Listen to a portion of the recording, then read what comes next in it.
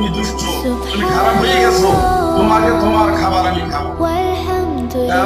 আইয়ুব আলাইহিস সালামের স্ত্রী চিন্তা করে কান্দার কালে, মামুদ গো, তুমি আমাকে কোন পরীক্ষা ফেলাইলা? আমি এত কষ্ট করিয়া খাবারের ব্যবস্থা করলাম, এখন আমার স্বামীকে খাওয়াতে পারতেছি না, সে আমার কাছে আসতে নিষেধ করে দিয়েছে।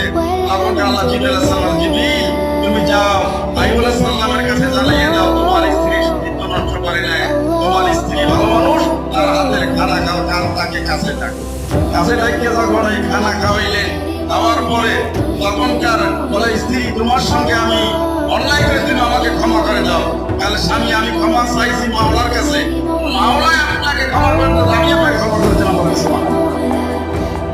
যখন স্ত্রী যখন আমার কাজের জন্য গেলেন, স্বামীকে রেখে গেলেন, তখন আল্লাহ রাব্বুল আলামিন জিবরাইল আলাইহিস সালামকে বললেন, জিবরিল যাও